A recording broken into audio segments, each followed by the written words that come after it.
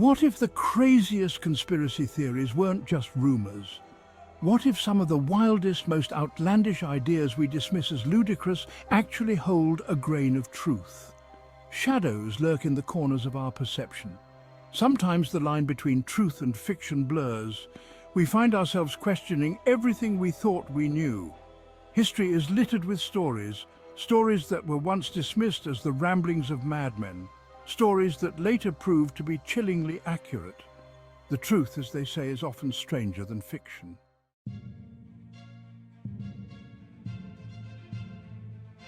Conspiracy theories captivate us, repulse us, and intrigue us all at the same time.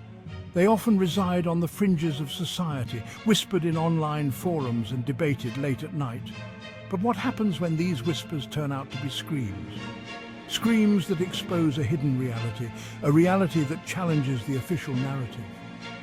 Evidence emerges, whistleblowers come forward, and suddenly the unthinkable becomes undeniable. The conspiracy theory becomes cold, hard fact.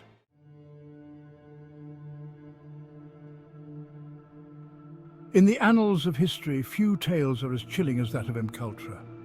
A top-secret CIA program shrouded in mystery, MKUltra epitomized the paranoia and experimentation of the Cold War era. Imagine a world where the government delves into the deepest recesses of your mind, attempting to control your thoughts, your actions, your very being. This wasn't the stuff of science fiction. This was the terrifying reality of MKUltra. Subjects, many of whom were unwitting participants, were subjected to a battery of mind-altering drugs, hypnosis, and other forms of psychological torture.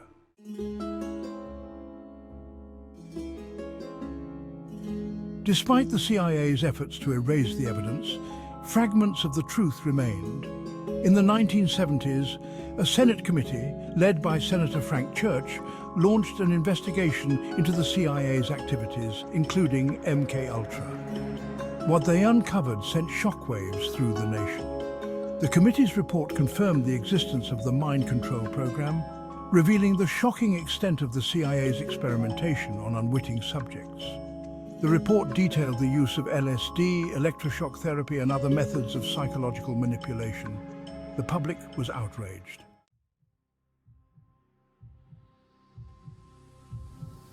I bet you didn't know the full extent of MKUltra. The legacy of MKUltra is a dark one, a stain on the history of the United States. It serves as a chilling reminder of the dangers of unchecked power and the importance of government transparency. While the full extent of MKUltra's activities may never be known, the declassified documents and testimonies from victims paint a disturbing picture. The project's experiments left many subjects with lasting psychological trauma, their lives forever altered by the government's sinister machinations. The year was 1972. The United States was embroiled in the Vietnam War, and President Richard Nixon was running for re-election. But beneath the veneer of normalcy, a scandal was brewing. It began with a break-in at the Democratic National Committee headquarters in the Watergate Hotel. 5 men were apprehended inside the Watergate complex. This event would unravel a web of lies, deceit, and abuse of power.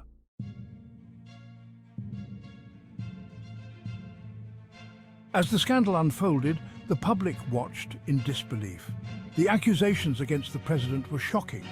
Could the leader of the free world really be involved in such a nefarious scheme? Nixon, in a televised address, vehemently denied any wrongdoing. "I am not a crook," he declared, his words etched into the annals of history. But the evidence against him continued to mount. Congressional hearings were held, and the nation was glued to their television screens as witness after witness testified. The tapes became the holy grail of the investigation, believed to hold the key to unraveling the truth.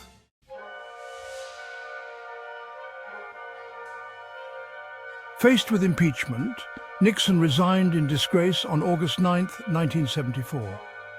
His departure marked the end of a tumultuous chapter in American politics. The Watergate scandal had a lasting impact on the nation. It led to reforms in campaign finance laws and government transparency. It fostered a deep cynicism towards those in power. The scandal highlighted the crucial role of a free and independent press. Bernstein and Woodward's pursuit of the truth exemplified investigative journalism.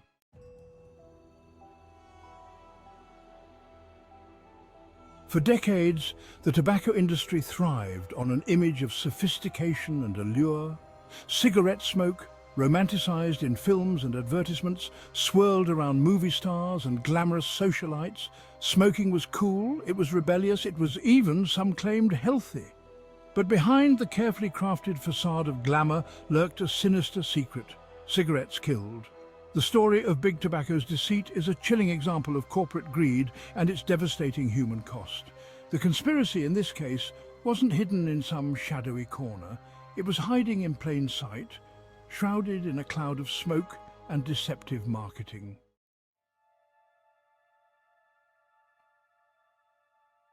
Despite Big Tobacco's best efforts, the truth was slowly beginning to emerge.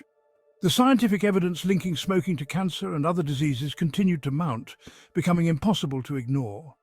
Doctors, witnessing the devastating effects of smoking firsthand, began to speak out, urging their patients to quit and warning of the dangers. Public health organizations launched campaigns to raise awareness about the risks. Slowly but surely, the tide began to turn. The image of the cool, sophisticated smoker began to fade, replaced by the stark reality of the coughing, wheezing patient struggling for breath. The legacy of Big Tobacco's deceit is long and tragic. Millions have died prematurely from smoking-related illnesses. The human cost is immeasurable, a reminder of corporate greed. It serves as a cautionary tale about misinformation and critical thinking.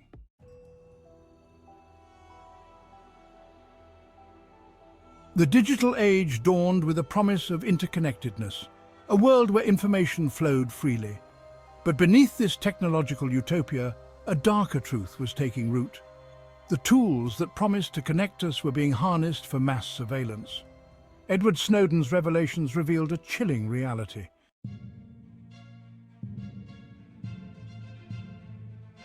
Edward Snowden's decision to leak classified documents from the National Security Agency in 2013 shattered the illusion of privacy in the digital age. Snowden, a former NSA contractor, revealed the staggering scope of the agency's surveillance programs, exposing a vast and secret network of data collection that extended far beyond anything the public had imagined. The documents he leaked painted a chilling picture of a government agency operating with virtually unchecked power, collecting data on millions of Americans and foreign citizens alike. The NSA, it seemed, had become a digital vacuum cleaner, hoovering up data on an unprecedented scale.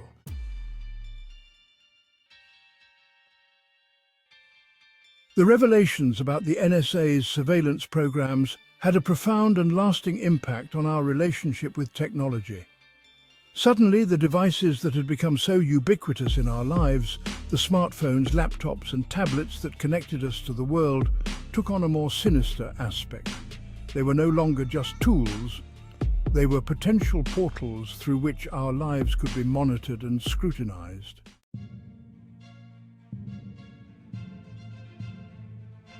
In the aftermath of the Snowden revelations, a palpable sense of paranoia settled over the digital landscape.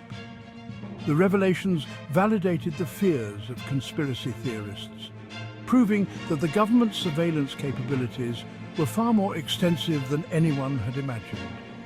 The line between justified concern and outright paranoia became increasingly blurred.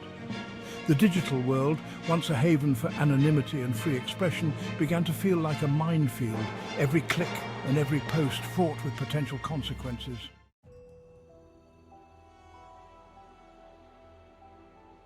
The Gulf of Tonkin incident. The name itself evokes images of shadowy vessels, tense radio chatter, and the looming threat of war. It was an event shrouded in confusion and controversy from the very beginning, a spark that ignited a firestorm of conflict in Southeast Asia. The year was 1964. The United States, deeply mired in the Cold War, viewed the spread of communism in Southeast Asia with growing alarm. Vietnam, a nation divided, became a focal point in this ideological struggle.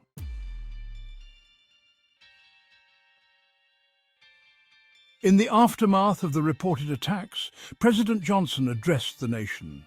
His voice somber and resolute, he painted a picture of unprovoked aggression by the North Vietnamese, a blatant attack on US forces in international waters. The Gulf of Tonkin Resolution, passed with overwhelming bipartisan support, granted Johnson broad authority to escalate US involvement in Vietnam, a blank check for war. US aircraft launched retaliatory strikes against North Vietnamese targets, and the conflict, once a simmering proxy war, escalated dramatically.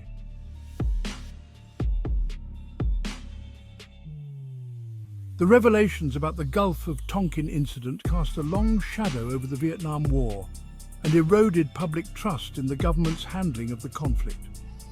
The incident became a symbol of government deception, a stark reminder that even in a democracy, truth can be a casualty of war.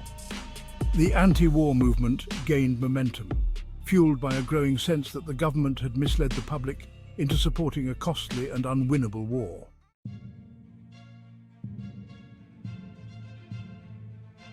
The journey through these once dismissed conspiracy theories leaves an unsettling feeling.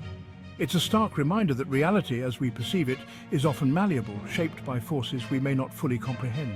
MKUltra, the Watergate scandal, Big Tobacco's deceit, the CIA's mass surveillance programs, the Gulf of Tonkin incident. These are not just isolated cases. They are symptoms of a deeper malaise, a systemic failure of accountability and transparency. They demonstrate how easily power can be abused, how truth can be suppressed, and how those in positions of authority can exploit our trust for their own ends.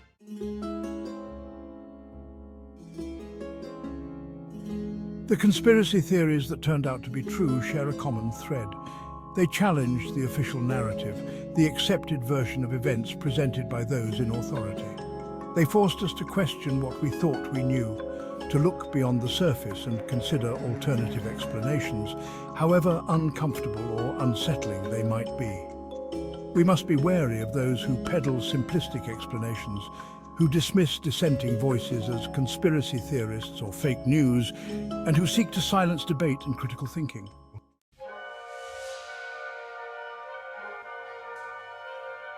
As we emerge from this exploration of conspiracy theories turned true, we are left with more questions than answers. What other secrets remain hidden in the shadows? What other truths are waiting to be uncovered? The world, as we know, is full of mysteries, and the more we learn, the more we realize how much we don't know. They are a stark reminder that the price of liberty is eternal vigilance, a vigilance that requires us to be informed, engaged, and willing to speak truth to power.